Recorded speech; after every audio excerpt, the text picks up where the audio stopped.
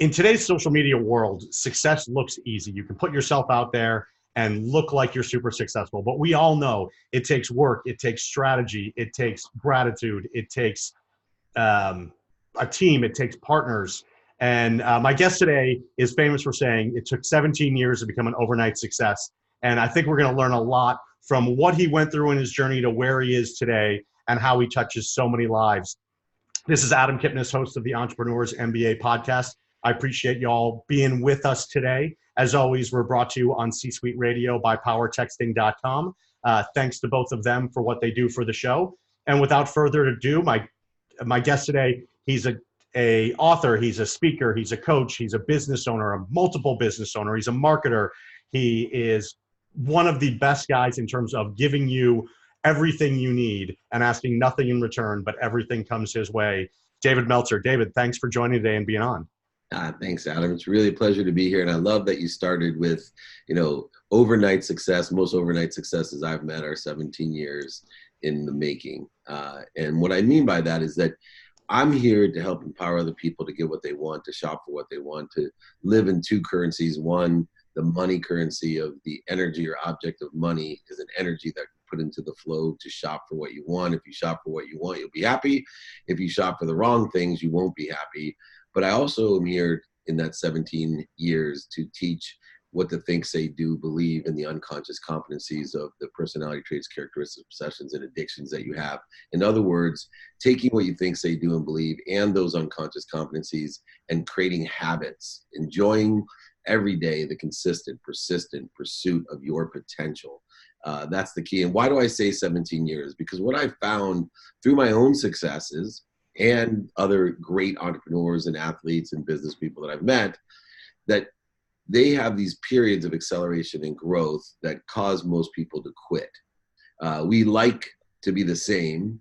I always say the uniqueness of you is determined upon not you being the same, but being connected to everything. So people get confused. They feel good when they're connected, but that doesn't mean you want to be the same. You don't want to do what other people want for you. You don't eat the food that your spouse loves or your kids love. You eat the food that you love. You are unique, and we all fit together in uniqueness. So what happens? We'll use a 17-year model, or what I call the 25% model as well. So usually it takes 10 years in anything that we're working on. And it's because it takes so much consistency to get somewhere. It usually takes about 10 years, usually, to get to 25% of where you want to be. The human mind gets disappointed. And so 99% of us quit after 10 years. Or if it's taken even sooner, let's say it took you 3 years to get to 25%, 99% of the people, for whatever reason, the perception and the way that we see time, when we've worked hard and we're 25% of the way there, even if you do this in jogging, watch what happens. It's that first lap in a mile that it's like, oh my God, am I going to make it the other 3 laps? There's something about 25%, but in 10 years, if you're at 25%, 99% of the people are going to quit. They become copies. They start doing what everybody else wants them to do. They start thinking like everybody else, and they lose their uniqueness, their inspiration. And you gain that inspiration by connecting to others, but by literally being yourself. And here's the sad thing.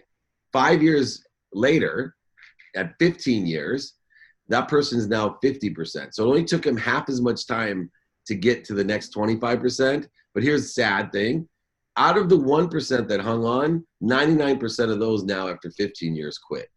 Or when you're 50% of the way there, 99% of the 1% quit. So once again, everybody's conforming to the same cubby holes, the 9-to-5 jobs, working with what their parents want them to do, going to school where their parents want them to go to school, doing what their friends want them to do, even though they know it's disastrous for themselves. They're surrounding themselves with the wrong people, the wrong ideas, books, podcasts, music, and they want to be like everybody else. And meanwhile, if they just would have hung on for another 2.5 years, half the amount of time, at 17.5 years, right there, you're 100% of the way there. And then 1 3/4, 200, 7/8, 400, 7/16, 800, 7/32, 3,200. That's how people are unique. That's when the universe gives you the bonus round. That's where the consistent, persistent pursuit of your potential takes place. That's why there are no overnight successes. If there was an overnight success, that means the minute you came out of your mother's womb, you would be successful, because that's overnight. Otherwise, you are in the acceleration and growth zone. And the only way we accelerate and grow is to learn lessons. Only way we learn lessons are understanding 3 laws: the law of Goya: work hard, work smart, and work long. Meaning, it's going to be a long haul, not long in days, meaning your perspective is long. You don't need it overnight. No instant gratification. You're enjoying the pursuit. You're not trying to get to the end as fast as you can. You're enjoying the pursuit of your potential. Then you have the law of attraction that says, like you said earlier about me, I'm someone that does everything, provide value. I believe in productivity, how much value I'll provide, as well as accessibility. How accessible am I to others? And how am I accessing what I want? So the law of attraction says if I put it out there, it's going to come back to me, what I think, say, do, believe in my unconscious competencies and that quantum memory. But even more importantly is the law of surrender. The law of surrender is the last law that most people don't understand. It's the law that says we're all connected, but we're all different. And it's okay. You don't have a need to be right, offended, separate, inferior, superior, guilty, anxious, frustrated, fearful, whatever it may be. You can live in truth consciousness and surrender to the truth, and go ahead and illuminate all the lessons that you've learned and the things that you would do better next time to live to a higher potential. That is the answer to the 17-year overnight success. I love it. I love it. And I know your story. And for those of you listening, you got to get his book, Connected to Goodness. It's one of my favorite books, and I happen to give it out every time I see David. I get more of his books and I give it out to other people. And so we're not going to go into the whole story, but David's had some amazing successes from a financial standpoint, some spectacular failures / non-successes. It's losses. Losses. But in personal life, in family life, in financial life. And then once those happened, you were sort of instantly learn from it and were able to recover. That was that challenge, that first big sort of breakdown in your success. Was that sort of your 25% point looking back on it, where you could have given up? Yeah, for me, it actually happened 2 years before. And, I had great financial success early, right out of law school. Was a millionaire 9 months out of law school. But for me, that 25% was when I thought I was 100% there. I was almost like, I was sitting on third base and thought I hit a home run. But for me, 2 years before, I had 3 kind of warning signs that had developed. One, my father, who I didn't get along with, who was a liar, manipulator, overseller, back-end seller, and I hated him for it. I started realizing through his 30th birthday gift to me that I was just like him. He gave me a jacket with no pockets and told me I can't take anything with me when I'm gone, and that I should keep the jacket to remind me that I'm just like him, and I should not want to be the richest man in the cemetery, that I better start paying attention. Second was my best friend told me he didn't like who I was hanging out with, so he wasn't going to hang out with me anymore. And I told him, well, I'm not like those guys. And he said, you could lie to me, but don't lie to yourself. And then finally, 2 years, almost to the day that I went bankrupt, my wife, as I came home intoxicated at 5:30 in the morning from partying and lying to her, told me she wasn't happy and that I better take stock in who I was and what I want to become. When I woke up in the morning after I got over my anger, hurt, blame, shame, and justification of why I was doing everything, reality struck me and I became depressed. And I lied in bed for almost half a day until Rocky came on, whatever terrible station I was watching. And all of a sudden I'm watching this thing and I'm bawling like a baby. And there he is at the end. Apollo Creed knocks him down. And he looks up, his face is just melted, and he looks up and he gets up. And then boom, and the music's going. One more punch, he goes down again. And then he looks up and he gets up. And on the third time, boom, looks up and gets up, and he can barely stand, but yet he raises his gloves, and I was like, that's it. I just have to look up, right? Just get out of this bed. This isn't the end of it. This is the beginning of it. I just have to do things better. And I started outlining what I wanted to become and who I was. And I outlined gratitude and forgiveness and accountability and what inspired me. And I was going to live my life to be of service and to ask for help, to live radically humble, all these different things. And I codified a step-by-step procedure of how I was going to imagine what I was going to be, how I was going to stay inspired at all times, and how I was going to effectuate it with my pragmatic things. So I built a book like Think and Grow Rich, to help people step by step, make a lot of money, help a lot of people, and have a lot of fun in their lives. And the cool thing is now, decades later, I've proven that it works through my own actions. I've proven that I live a life that is extraordinary, and not just in health and happiness, but in everything else that I desire with my family and my finances and my business and my community and the world. And it keeps growing and growing. I'm in the 3,200 mark, maybe the 6,400 mark. I'm in the exponential upside of the hockey stick, and I want other people to experience the same thing. That's my mission. I love it. Since we met, you meet people at a lot of events, and I picked up the phone and randomly I called David and I was like, "Hey, I've got a question." And he answered the phone, which I was kind of shocked with. I thought I'd go to voicemail and, hopefully get on your calendar. You gave me the answer. You said, "Hey, next time you're in Newport Beach, come by the office." I came by the office and just gave me a ton of information. And one of the things that he talked about, and I want you to talk about it here for a second, is when you were at your lowest point financially, that was the first thing you wanted to come back from. Like, you needed money because you had house and family and obligations. And you did it by asking others, what did they need that you may able to help them out with? Yeah. Nothing beyond that. You didn't put yourself and say, I can do this for you. It was like, hey, what do you need that I can help you out with? Can you tell us a little bit about that process and how that worked? Yeah, there's an old saying, right? Don't get so busy working, you forget to make money. And I got so busy worrying about my money, working, all types of things, that I forgot that I was born and have enhanced and studied a skill set, the skill to share a vision, the skill to sell. And so I had built that based off of being kind to myself and kind to others. And I had a great relationship capital. So I said, all right, I got a pregnant wife with my fourth child. I got 3 daughters. I lost everything. I got a rented house, rented furniture. I have 1 car that they allowed me to keep, and everything else was lost. I need money, right? I can't give what I don't have. So I literally sat there as if it was my job and made lists of all the people that I had been in contact with, that I admired, that, I'd done business with. And I wasn't asking for a loan, right? A lot of people knew I was bankrupt. So definitely, there's some resistance, and hey, oh, I bet he's coming over for dinner. You know what he's going to ask me for. Right. But I think it worked to my advantage, because even people that knew my situation, when my first thing was, how can I be of service? Tell me what you got going on. Would it help you if I introduce you to this person and this person? And, I went to the basics of sale, which is create a margin. You need something, how much you willing to pay for it? And can I create a margin by getting it for you? Product, service, or solution. And, as much as I was a millionaire 9 months out of law school, it was even faster to make my next million, because I knew way more people, I had great situational knowledge, and I was extremely focused, consistent, and persistent in making money. And ever since then, I've stuck to that philosophy of just understanding how I can be of service. And I ask for help. I ask so many people, man, do you know anybody can help me? Anybody can share my content, do good deeds, can help me. I'm looking for a babysitter. Anybody can help me? I'm not wasting time. Most people know at least 1,000 people. So, your network grows and grows. Now it's the other side of it. It's like, oh man, there's so many people. I don't know what I can ask for. This is awesome.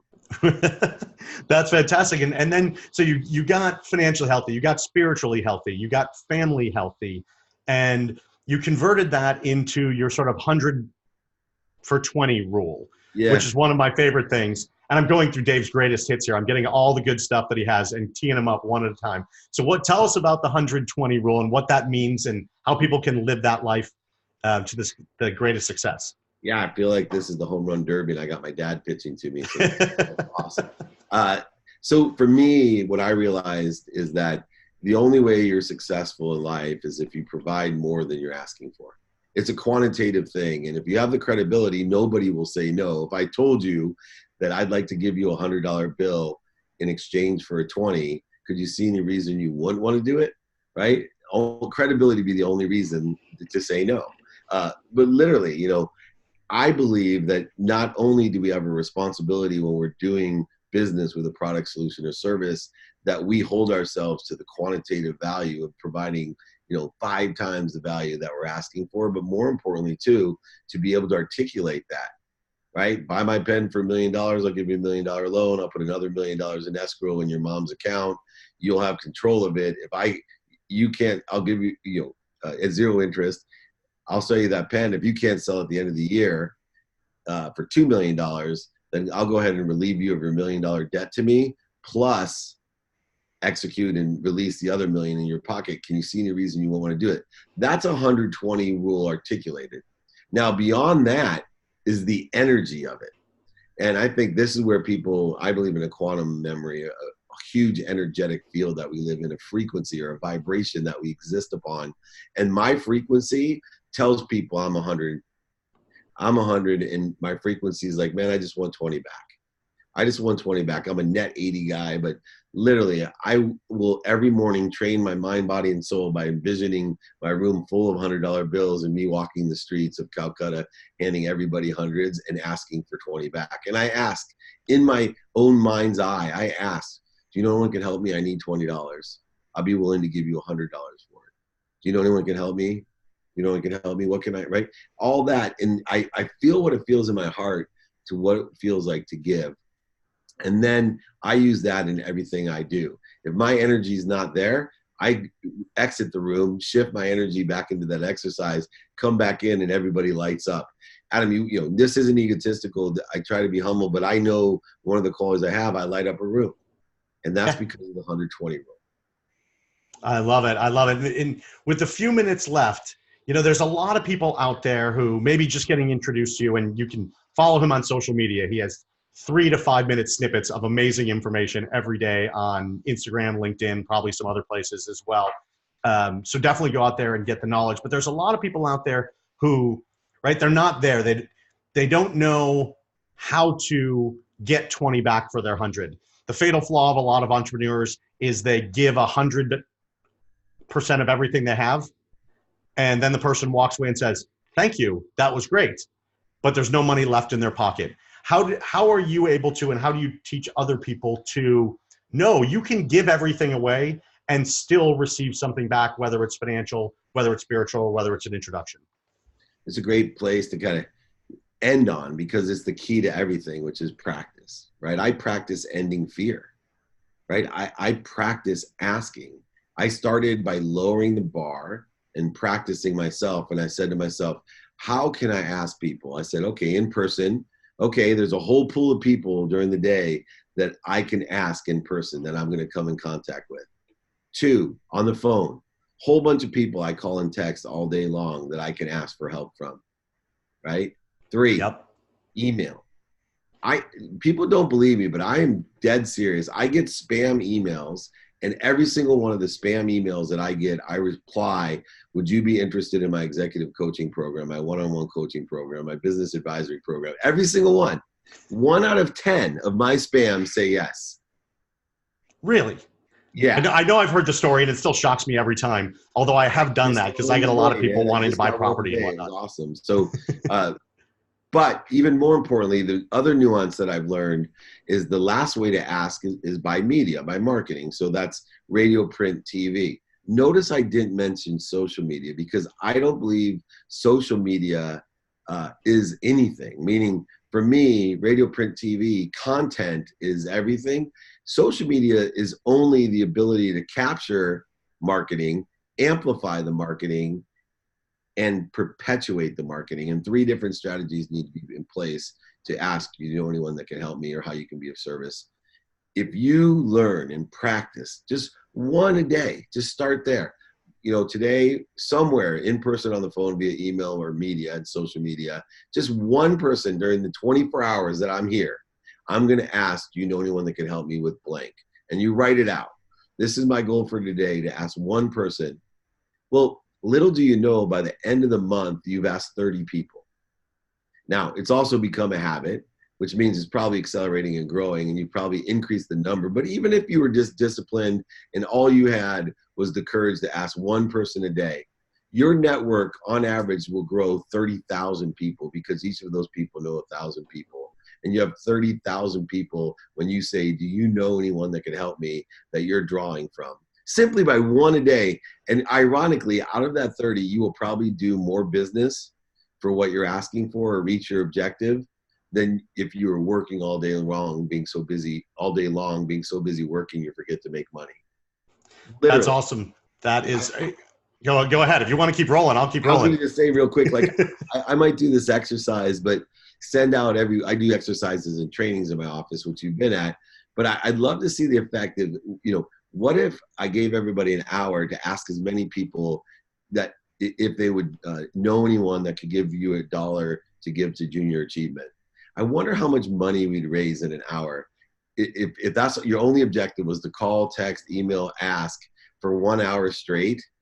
Do you know anyone can help me? I'm looking for $1 for junior achievement. I wonder how many dollars each person on average would get. Oh, thousands of dollars. Because crazy, right? Some of those people are going to call their friends. Some of those people are going to give you 20. Raise money for charity, and they'll get so busy working, be so far in their own way, will never ask. They'll never ask the main part, and they won't raise thousands of dollars. But yet, I could get them focused for literally 1 hour and close out an entire charitable campaign if everybody practiced and effectuated being and asking for help. I think that's a great way to end. Always just ask for what you want in the world. David Meltzer, thanks for being here. I love you, man. It's always great to see you and talk to you and get your knowledge. And thanks everyone for being here on the Entrepreneurs MBA podcast.